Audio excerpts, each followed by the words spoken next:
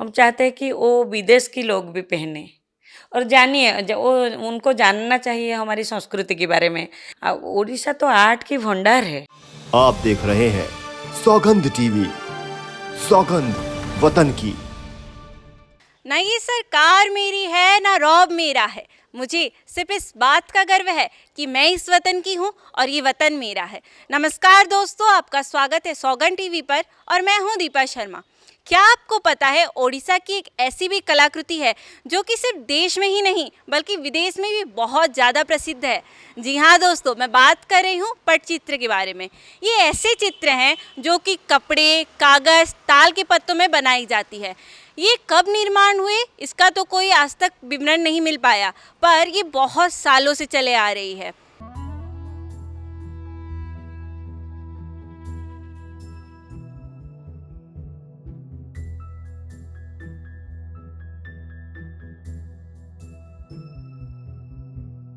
ये कलाकृतियाँ ओडिशा के रघुराजपुर, पुरी, दंडसाही, भुवनेश्वर, सोनपुर आदि जगहों में बनाई जाती है। यह कलाकृतियाँ ओडिशा में आए तीर्थयात्रियों के लिए विशेष रूप से बनाए जाते हैं ताकि जब भी वे अपने घर वापस जाए तो इन कलाकृतियों को स्मृति के हिसाब से रख सकें। इन कलाकृतियों में विशेष प्रकार के रंग का इस्तेमाल होता है। ऐसी कई बातें हैं जो कि हम इन पटचित्र के बारे में नहीं जानते हैं, तो चलिए आज जानते हैं इन पटचित्रों के बारे में।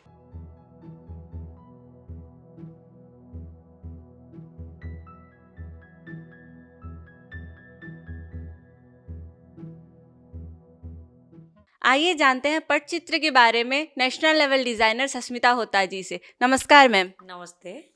मैम, आप पटचित्र कब से बना रहे हैं? वो हम पट्टचित्र तो हमारे उड़ीसा का बहुत सा पुरानी कला है। हजारों साल की संस्कृति हमारी उड़ीसा की संस्कृति के साथ जड़ा हुआ है। वो जगन्नाथ संस्कृति से शुरू हुआ है। हम लोग ये ड्रेस डिजाइन कर रहे हैं 10 साल से। ड्रेस, दुपट्टा और साड़ी में जो डिजाइन कर रहे हैं वो 10 साल से कर रहे हैं। मैम, जैसे कि आपने कहा कि ये जगन्नाथ संस्कृति से जुड़ा हुआ है, तो ये पटचित्र कब से, मतलब कितनी, जगन्नाथ संस्कृति बहुत साल पुराना है, मतलब हम बोल पता भी नहीं हमें कि कितने साल पुराना है, तो ये कब से शुरू हुआ है? एक्चुअली जब जगन्नाथ जो जाते हैं ना अनसर घर में, जो पट्टी दियों वो बोलते हैं, उनको पट्टी दियों बोलते हैं उड़िया में। वो पट्टी दियों पूजा होते हैं हमारे। वो जो जगन्नाथ और पूजा नहीं होता है, उनकी स्टैचू पूजा नहीं होते हैं। पट्टी दियों से पट्टचित्र शुरू हुआ है।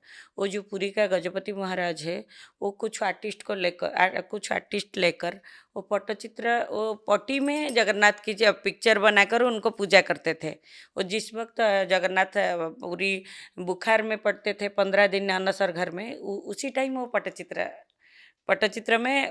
के रूप में पूजा पाते थे। वहीं से पट्टचित्र का संस्कृति शुरू हुआ है उड़ीसा में। सबको नहीं होगा कि जगन्नाथ जी का जो मतलब रथ यात्रा होता है, उससे कुछ दिन पहले जब भगवान का स्नान पूर्णिमा होता है तब भगवान बीमार होते हैं, तभी उनको एक जगह में रखा जाता है उनकी सेवा करने के लिए। तभी भगवान की मूर्ति की जगह उनकी पट की चित्र, जो चित्र बनाए होते हैं, तभी उनकी पूजा होती है। मैम, ये जो पटचित्र होते हैं इसमें बेसिकली इसका थीम क्या होता है, किस भगवान के ऊपर बेस्ड होता है ये? एक्चुअली ये जगन्नाथ संस्कृति तो हमारे धर्म तो सनातन धर्म है। वो ज़्यादातर वो श्री कृष्ण की सारी लीला में बेस्ड है। पट्टचित्र जगन्नाथ और श्री कृष्ण में बेस्ड है। मगर हम लोग ये ड्रेस पे, दुपट्टा पे और साड़ी पे जो डिजाइन कर रहे हैं, वो तो श्री कृष्ण का लीला तो करते ही है। उसमें थोड़ा मॉडर्नाइज करके ओडिसी डांसर, कोणार्क टेम्पल, श्री मंदिर, चिलिका और कुछ हमारा उड़ीसा के संस्कृति और परंपरा के बारे में हम लोग दिखाने के लिए वो कोशिश करते हैं।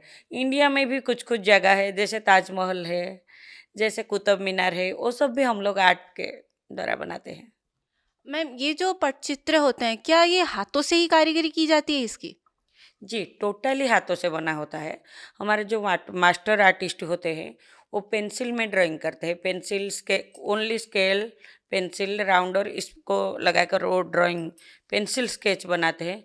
उसके बाद हमारे जो ट्रेंड आर्टिस्ट है, वो लोग कलर कुछ सीखते हैं, कुछ हमसे वो कलर डालते हैं। उसके बाद उनका उसका जो हमारे जैसे होता है ना रथ यात्रा में बनका लगी, उसे उसे वही पट्टचित्र में भी वही सारी वर्ड यूज होती है। उसका उनको बोलते हैं, वो थोड़ा थोड़ा वो हमारा टिपिकल जो उड़िया के वर्ड है, उसमें सब कुछ हम ओनली हाथ से ही बनाते हैं। मैम आपके पास कितने टोटल आर्टिस्ट हैं जो कि ये काम कर रहे हैं? मेरे पास तो 100 से ज़्यादा आर्टिस्ट काम कर रहे हैं। बहुत सारा जगह में हमारी वर्कशॉप है उड़ीसा में। जैसे कि साखी गोपाल में 2 है और ये हमारा सांतरापुर में 1 है, पिपीली में 1 है और उत्तरा चौक में। एक्चुअली ज़्यादातर लोग वही पुरी बेस्ड है, क्योंकि वो पट्टचित्र जगन्नाथ संस्कृति का एक कला है। अभी मगर अभी थोड़ा फुलवानी से भी काम कर रहे हैं, नियाली से भी काम कर रहे हैं। हमारे एक कौंटिलो करके एक जगह है नयागढ़ से, वहाँ से वो सब ट्रेंड आर्टिस्ट है। वो हमारी उड़ीसा गवर्नमेंट को का बहुत सारा स्कूल कॉलेज हुए पट्टचित्र के बारे में वो बच्चों को ट्रेंड करते हैं। वो सब वहाँ से ट्रेंड होकर आए हैं और सारी जगह के आर्टिस्ट है वो जो काम कर रहे हैं। मैम माना जाता है कि पुरी में एक ऐसी भी जगह है जिसको पट्टचित्र का हॉब बोलते हैं, ये कौन सी जगह है मैम? वो रघुराजपुर है। रघुराजपुर वो टोटल विलेज, उसको तो हेरिटेज विलेज करके हमारी गवर्नमेंट ने डिक्लेयर किया है। टोटल विलेज आर्टिस्टों की विलेज है। आप एक बार घूमने जाएंगे तो शाम तक नहीं लौट पाएंगे। इतना सारा आर्ट है, इतना सारा आर्टिस्ट है। बहुत बहुत अच्छा काम करते हैं वो लोग। मैम ये जो पट्टचित्र का काम होता है ये सिर्फ कपड़ों में होता है या किसी और चीज़ों में भी? नहीं, कैनवास के ऊपर होता है। वो जो वॉल हैंगिंग होता है, मेन तो तालपत्र में ही होता है। हमारे जो तालपत्र में आर्टिस्ट खुदाई करके वही आर्ट करते थे पहले। अब तो हम लोग ने थोड़ा उसको मॉडर्नाइज करके कपड़े में बनाते थे। कपड़े में पहले काम नहीं होता था। पट्टी से पट्टचित्र शुरू है। वो जो पट्टी में एक पट्टी बेस करके वो लोग कुछ नेचुरल क्या गम लगाकर नेचुरल कलर से वो पट्टचित्र पहले बनाते थे। मगर अभी वो नेचुरल कलर में बनाने से ड्रेस दुपट्टा में डिजाइन करने से वो 2-4 बार धोने के बाद वो मिट जाएगा। इसीलिए हम लोग अभी फैब्रिक प्रिंट में कपड़े पे बना रहे हैं। तो मैम ये जो पट्टचित्र के डिज़ाइंस होते हैं जिन कपड़ों में किए जाते हैं या जिन दुपट्टों में या ब्लाउजेस में या जिसमें भी, इनका बेसिकली इन एन एवरेज कितना प्राइस होता है? ये तो ब्लाउज तो 800-900 से शुरू होती है, दुपट्टा 1200 से शुरू होती है, साड़ी तो 3-3,500 से शुरू होते हैं।